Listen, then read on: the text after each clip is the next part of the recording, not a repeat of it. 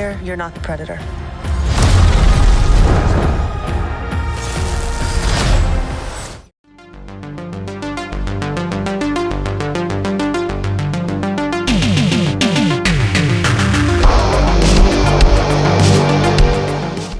Predator Badlands, directed by Dan Trachtenberg, who of course directed the last live-action Predator movie, Prey.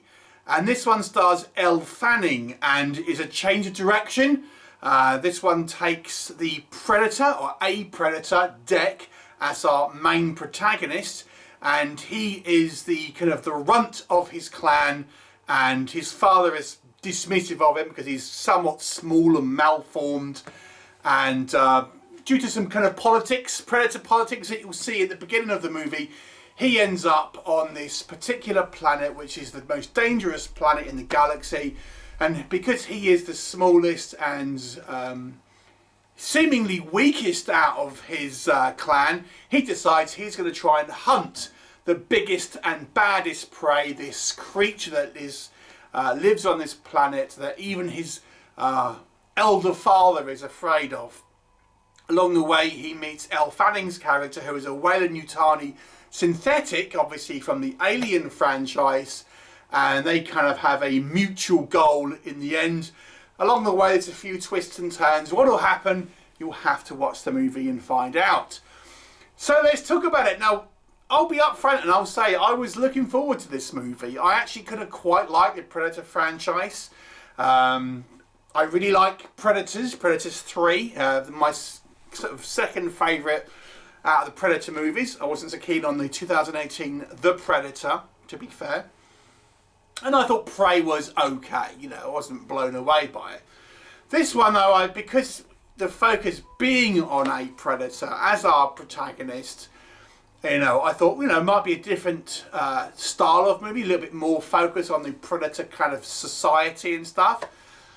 And it didn't disappoint in that. This is the movie out of all of the films so far where I feel you get to know the Predators the most, their society, their kind of how it operates, their sort of personal interactions and things. And, you know, you could arguably say they're maybe somewhat kind of humanized to a degree in their like family dynamics, but I kind of quite liked it. And I think the movie does a good job of giving you a Predator protagonist that you can kind of empathise with, and you understand his frustration, and they do humanise him to a degree, and they make him have these kind of human type emotions. Which, you know, I know there's been some criticism about how this is Disney-fied and all the rest of it, but yeah, they've made him kind of like, as I say, feel like he has to prove himself, but he has, you know, his familial ties with his brother and stuff like this. But they do still keep,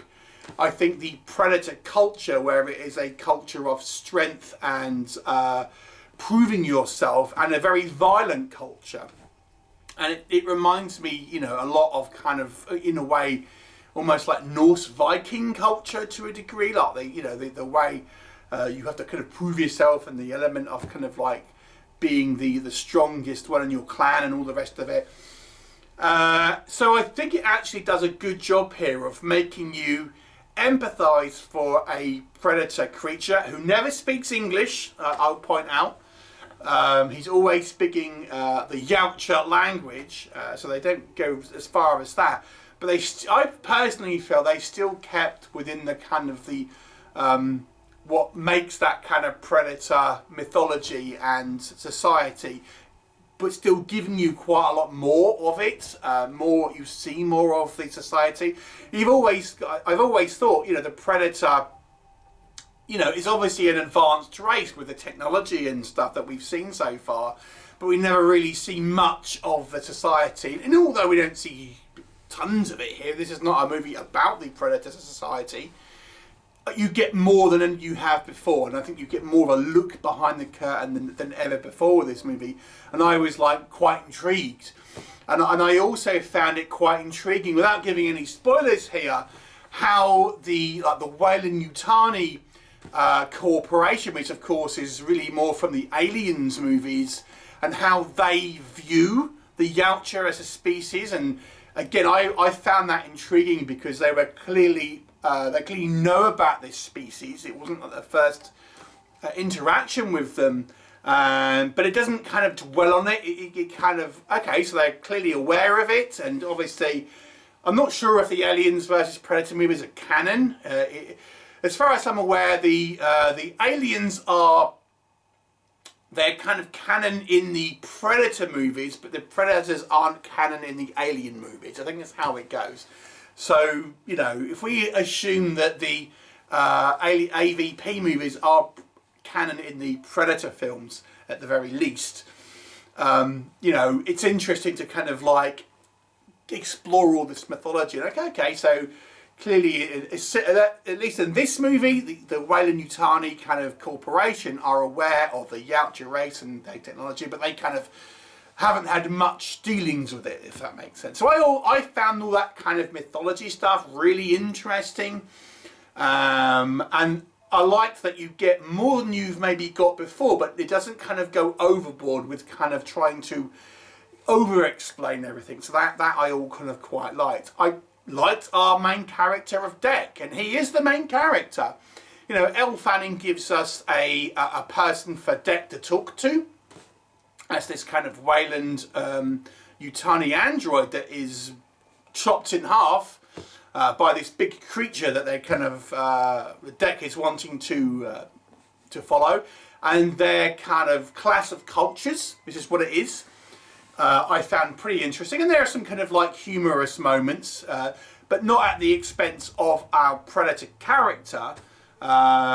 Again, it's maybe a little bit of the kind of the Marvel style humour at times, but not too much. I think it hits that balance right where, yes, there's a few comedic elements in it, but I don't think it derails the movie at any point, the kind of the humour and stuff. And there was a couple of funny moments in the original Predator, which I would still say is the best Predator movie, if I'm honest, but I did really enjoy this one.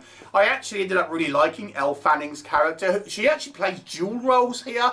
I won't say much more about it than that, but she actually plays two different synths.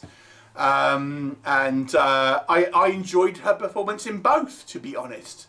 So that was good, and she proves as a good foil for the character of Deck.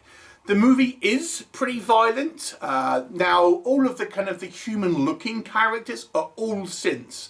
There is no humans in this movie at all. All of the human-looking characters are all synths, which gives us a good excuse to have a lot of violence without any kind of like blood, so to speak. So this is how they got a you know, in the UK, a 12 rating, and I think a PG-13 in the States. So the movie does become quite violent. There is quite a lot of, you know, blades going in heads and things like this, things getting chopped off. But they're either alien creatures or they are synths that are kind of getting sliced up. So we never really see blood in the human kind of style of it. So the movie is quite clever in the fact that it ends up being quite a lot of violence, quite a lot of you know, things getting crushed or killed or sliced without it ever really being necessarily a gory movie exactly. So I think the Trachtenberg's been quite clever with that, giving, I think, a good balance between the action and the violence, but still making it a movie that is accessible, I think, to a wider audience. I think as I say, I think the acting is solid here. Elle Fanning does a lot of the heavy lifting, doing dual roles here, and I think she does enough to really differentiate sort of two sort of styles of synthetics. There's loads of creatures. There's quite a lot of variety in regards to what Deck comes across in this planet. I think is well realised. A truly sort of dangerous kind of planet, with even the plant life being just as deadly as kind of the creatures there. And there's a wide variety in creatures, and all of which do seem genuinely kind of dangerous. And these different sort of denizens of this kind of planet seem like it really would be a very, very dangerous planet. You kind of understand, and it lives up to the hype in that kind of respect, I suppose. And it's obviously I think the budget was around 100 million. So, you know, it's a high budget movie, but it's not like a mega high budget movie. And considering it's clearly mostly digitally created, I think it does a decent enough job here with the kind of the VFX. And, you know, I found it, you know, it never really sort of slows down for too long, but it does give you these little kind of character moments. So you start to kind of really like the bond between these kind of, these sort of characters and stuff. But it never is too long before there's like another action sort of sequence. And I think the action sequences are done, for the most part, pretty well. Which leads me to what doesn't work. For the most part, I really enjoyed this movie. There is one action sequence at the Weyland-Yutani base. And I do think it ends up becoming a little bit over the top. There's an action sequence involving Elle Fanning's character that I think is a little on the silly side. And there's also an action sequence in the same kind of area where Dec is using elements that he has learned on this planet. And I'm thinking they worked a little bit too well at times. You know. So there's that. The CGI, although I think is pretty good, I think it's one of these films where in a few years' time the CGI will probably age. You know, it isn't a huge, you know, mega budget movie, and I think for the most part the CGI is fine. But I think it's probably one of these films where you look back and think the CGI maybe looks a little bit too CGI at times, at the very least. Now, one of the criticisms I've seen before watching it is how this has been Disney-fied. Is there any messaging in the movie? Yes, there is. Now, let me kind of, without giving you it specifically, let me tell you what it is and why I actually don't think this is a problem. The messaging here is about, I would say, at least this is how it comes to me, is about getting information outside your bubble. Now, if you want to kind of look for metaphors here, the character of Dec is in the predator culture, and he is very much been in this culture for his life, and this is where he believes he should be doing all of the things that he's been told to do and believing in the things that he has been brought up to do. And with his adventures with the Elle Fanning character and kind of another kind of character, he broadens his horizons. And I think the idea being here is the message is like, look outside your bubble, be open to other ideas. But I don't think that's a bad message. Now, what I would say is the message isn't partisan. It's not telling you to necessarily believe in a particular message. Just you should maybe listen to things that are outside your bubble. And I actually think that's a good message, regardless of where you sit on the political spectrum. So although I do think this movie does have a kind of a little bit of messaging in it, I don't think it's necessarily pointing you into a political, a specific political position.